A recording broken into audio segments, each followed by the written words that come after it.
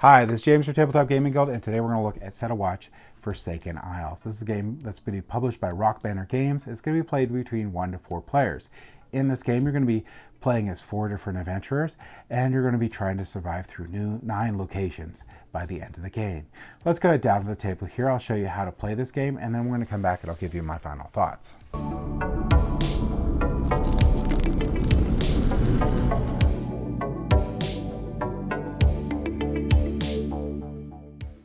All right, so this is Set a Watch Forsaken Isles. Now, this is going to be a standalone expansion for the Set a Watch series, and you don't need to have any of the other expansions or the base game to play this. It's all contained in here.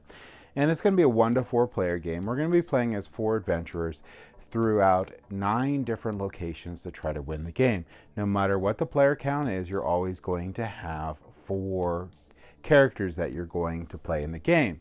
So to start out, setup for the game, basically what you're going to do here is you're going to go through and you're going to pick 4 adventures that you want to play in the game.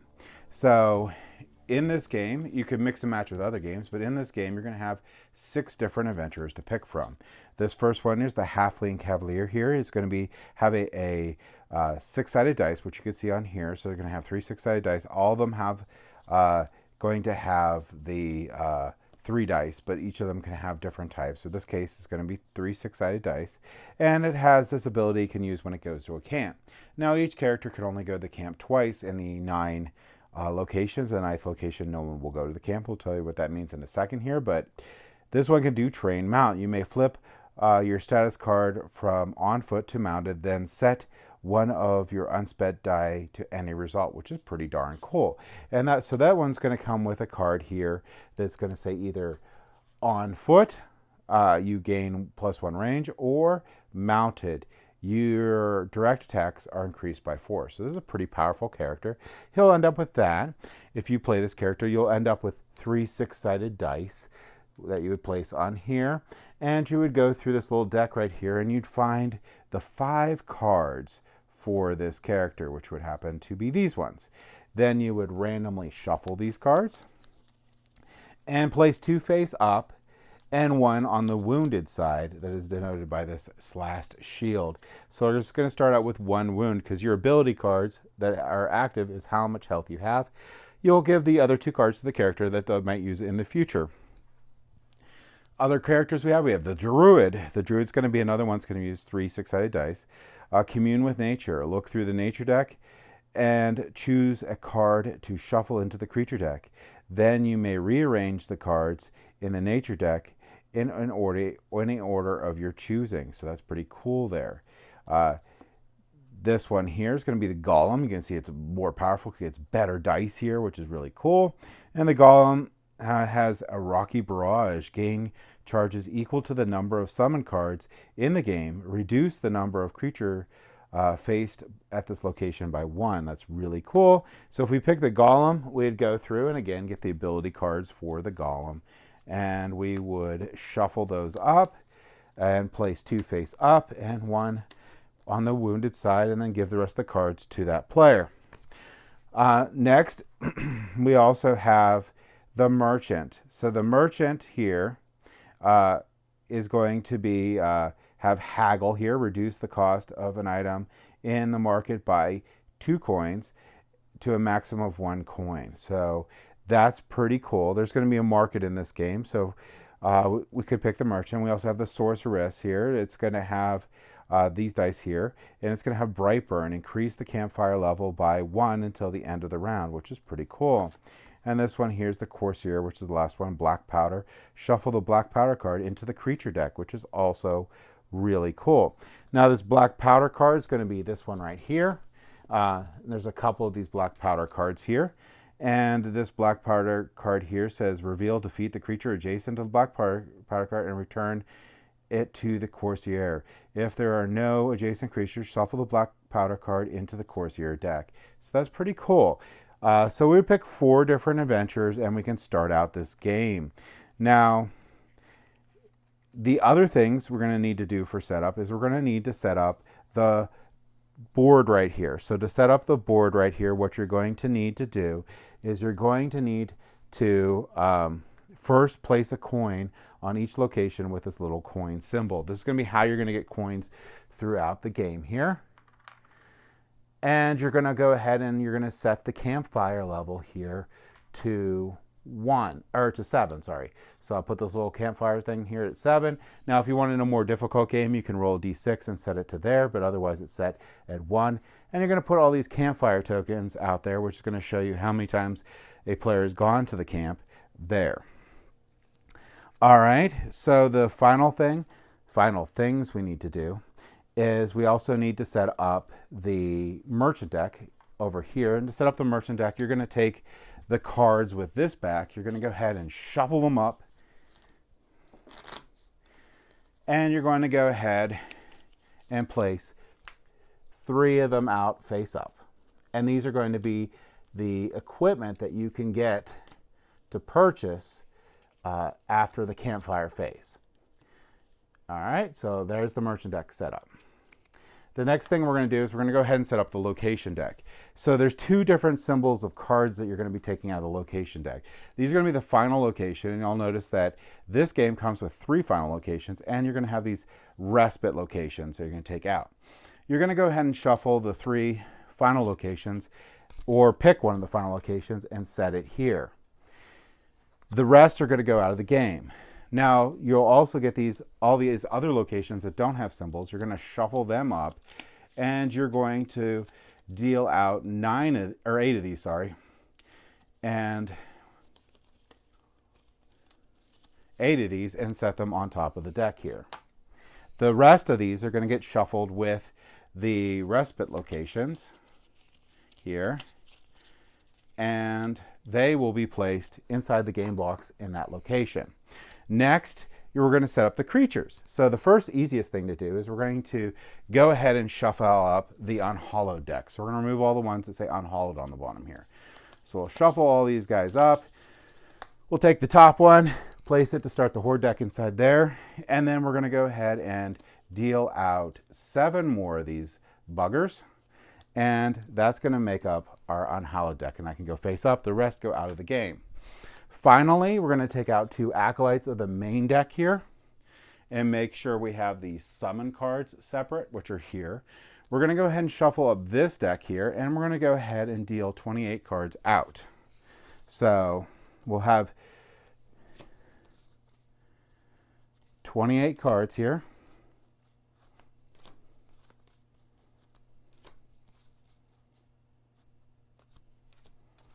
And the rest will go out of the game. And then we're going to take our 2 acolyte cards, put them on top here, and we're going to shuffle this up.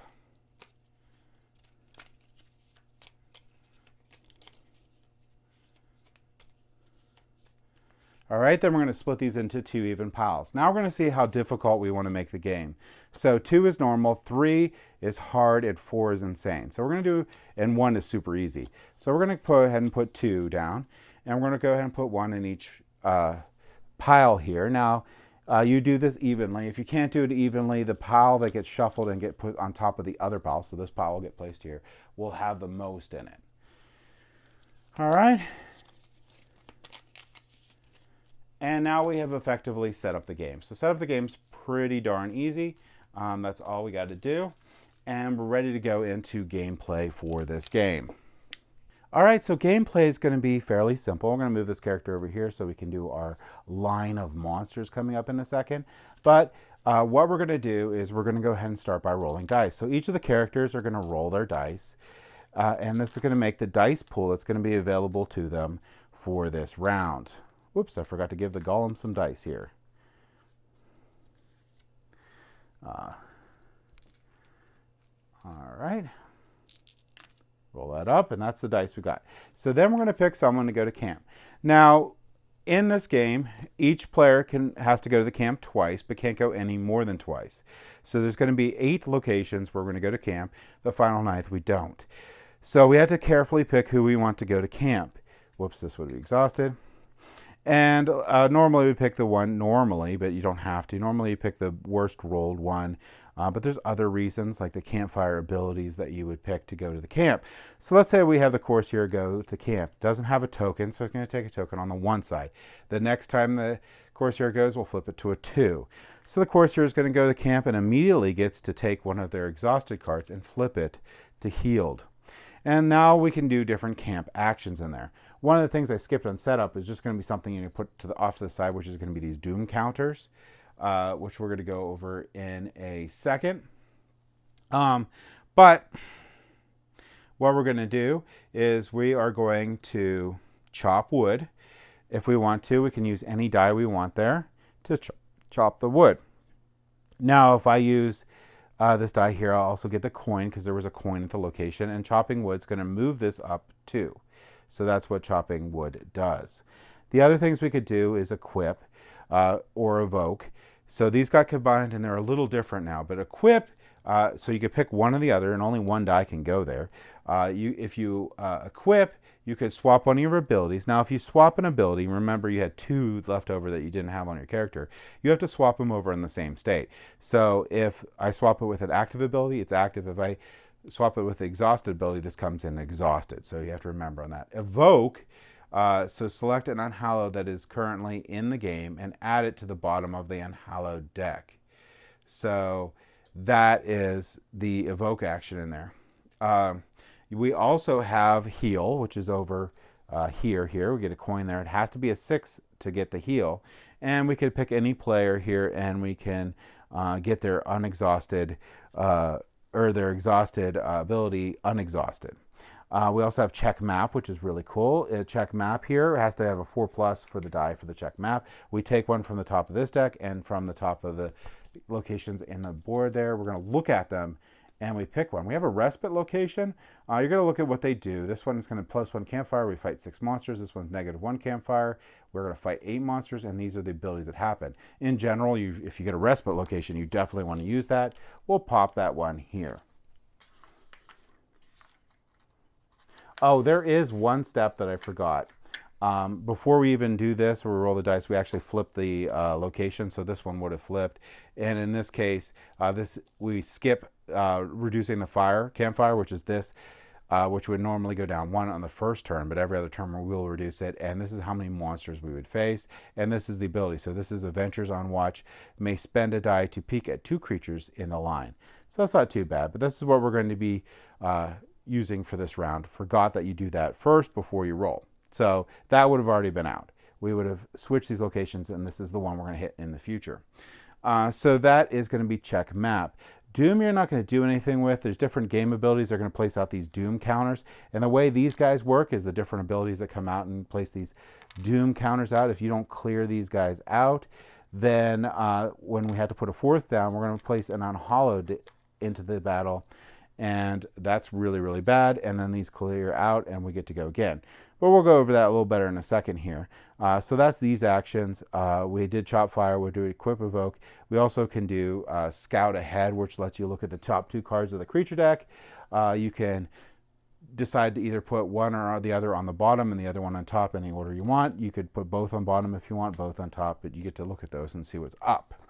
The last thing we can do is runes here. Now these runes are pretty neat. You have to at least have pairs, so you could place those down to do 2 of the actions. If you place a 3rd down, you could do 3. So there's going to be different things you can do. You can seal, which you can remove one hallowed from the graveyard. As we go by, unhallowed are going to be brought into the game here, and they'll go into the graveyard, and later on we'll shuffle the graveyard into the creature deck, and they can wreak havoc. So you can remove one of the unhallowed and place it on the bottom of the unhallowed deck. That's really cool. That's seal. Vanquish, you get to remove the top card here, where right now it's unhallowed, so that might be a really good idea from the game. So I could just remove that from the game. Don't need to worry about it. I can also bolster. All adventures on watch may choose to reroll any number of their dice. So on watch is going to be everyone else that's not in there. So let's say I did that too, and I chopped wood, so I gained a coin. So chop wood would bring it up. I could also do my player ability in this case. So this player ability can take one of these black power cards and shuffle it and black power cards into the creature deck. So that's pretty cool, which is the creature deck here. And that will happen and be really neat. I could have done that also. But all the adventures can re-roll them, and some adventures may want to be like, oh, I didn't like my 1, this one didn't like their 1, rolled 1 anyway, and this guy didn't like his 3, which that got better. All right, so those are the different things you can do in this phase here. The next thing we're going to go into the merchant's phase. The merchant's phase here, you're going to be able to purchase some of these cards here if you have enough coins to help you out in the venture. Now there's going to be ones that are discard abilities like this one. There's going to be passive abilities, and there's going to be ones that you have to use dice for. In this case, we have Strength Potion, which is choose an adventure on watch with at least 1 unspent die. Set that die to the highest value, which is going to be pretty nice. But if I purchase that, I would place it by the character. Whether I purchase a card or not, after I'm done with this phase, I'm going to place another card out. If there's an empty slot, it goes into it. If there's not, you can pick what it goes over top of. And in this case, I put it over the 6 because no one has 6 coins yet. So that's going to end that phase. Then we go into the watch phase. In the watch phase here, we're going to take a look to see where we're at with the fire here. This would have been 9, not 7. And that's how many monsters we can see. And we're going to look at this card here, and this has at 8. And this is how many of these creatures are going to come out. So you're going to make a little area here for you to clear out and place the line of monsters you'll be fighting. And in this case, we're going to be fighting 8 monsters. So I have 8 monsters out. Now we'll put the creature deck back here. And then we're going to look, and we're going to flip over however many we can see. In this case, 2. And you're going to look, and in this case, it sits in the first position. We're going to -3 to campfire. 1, 2, 3. Which means we won't see this guy anymore. And second position, gain 1 doom. So we're going to pretend that didn't happen. He didn't go in the second position, but we're going to pretend that didn't happen so we can see the second card to go over a couple different things. When this card flipped, we have second position if this creature is in line behind Living Shadow, which is not right. Not right now. Is canceled, and creatures on the end of the and add a creature at the end of the line. So that didn't happen. So we're going to take a look at these. Now there's going to be 2 different types of attacks here. We can have normal and ranged attacks. A normal attack can get the person in the first line. A ranged attack can get the person in the second line here. And you have all sorts of different abilities that can affect either of them, but you can only attack what you see. So you can simply use dice. Like I could use this 12 and be like, this creature's dead. So the golem used his die, and that creature's dead. It goes into the discard pile. These cards move over. This one gets flipped. Again, only if I'm at that level to see it, and the line moves down. And you're going to go through using your dice to either activate abilities or use them for damage here. If you use your die to activate an ability here, you'll be able to do it. So use any die here. Spend X charges, where X is equal to the number of creatures in the line to recover and reroll a die, which is really cool. Now I could use this ability by using a die, or I could use this ability without using a die. And if I do that, I will exhaust that ability, effectively lowering the health of the creature. But what that means is I can actually use an ability twice, which is pretty darn cool if I need to. But you have to watch out, because you will lose the game if all of your characters become have no active abilities. Sorry, couldn't speak properly. So we're going to continue on using abilities or using these dice to wipe out the line of monsters. Once we run out of dice here and we can't do any more, we're going to take a look at what's left. So let's say we had, we're really unfortunate. We wiped everything out, but we had these 2 left. The only thing we actually care about at this point is going to be these numbers on the top. This is going to determine how many active abilities we have to exhaust. So in this case, it's going to be 3 active abilities. We'll exhaust those 3 active abilities collectively. Everyone will decide which ones will become exhausted here. So we took a really bad hit on the first round for some reason, and these 2 that survive will go in the Horde deck. Now what's really important about this is at the final location, when we flip over the final location, we are going to face whatever numbers on the final location in the line, and we're going to add everything that's in here in the line too. So it could be super deadly. All right, so that is going to be how that functions. And we're going to go over round by round, fighting through these, trying to manage our doom, keep that a little lower, and try not to have that hit. And we're going to swing back in on Doom in a second, but we're going to keep going until we get to either everyone has no active abilities or we get to the 9th location and defeat it and win. So that is how the game plays. But let's go back a little bit into the Doom mechanic, because this is what's new for this expansion. You know that Swords of the Coin had the merchant cards in it. This one also does. So it just iterates off of that, but we also have that Doom. So let's go a little bit better into what Doom is. All right, so Doom will get put out by different abilities in the game or different things that happen. But the way that you're going to get rid of Doom is when you go to camp. So the runes, using these runes things, is going to be the #1 way of reducing Doom, which I didn't mention is a camp action when you go in there. So when you go in there, and let's say I put those 2 2s down, every action I take is going to remove a Doom. So if I seal, it removes a Doom. If I vanquish, it loses a Doom. If I bolster, it loses a Doom. That's going to be how you're going to mitigate and control this Doom, which is going to keep on coming throughout the game. And something that you definitely need to watch after. Because a lot of these characters are going to start plopping some Doom out as the time goes by. So that's basically how the Doom mechanic works again. And again, if we have 3 Doom out, where the other token went, I'm not sure. It's here somewhere, but if I had 3 Doom out here and I had to place a 4th, oh, there it is. What would have to happen is I would immediately get an unhollowed one coming out and attacking, and these would get cleared out. So you never, and the unhollowed are going to be the super tough, horrible monsters that you're going to have to run into and fight, so you don't want them coming out.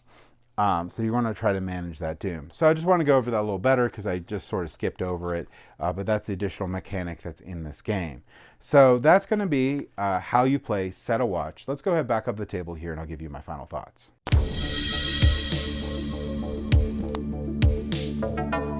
All right, so this is, I believe, the 3rd iteration of Set a Watch. So in Coins of the Swords of the Coin, that added a merchant to it, and this one is going to add Doom counters. And the Doom counters are, I think, actually not that hard to take care of, but they are a concern during the game. You just need to do them, and it sort of like gets you into trying to have those doubles or triples to go as the person you send to camp. So that's pretty neat for that. I really love all these games in here. I really like the whole line of it, and I really think that this is a really great either solo or 2-player game. You can play it 3 or 4, but I think it really shines at 1 or 2 players.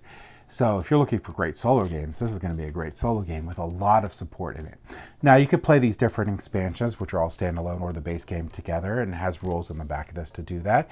Or you could get Doomed Run, and that Doomed Run will actually play each of these in there and gives a nice box to fit everything in.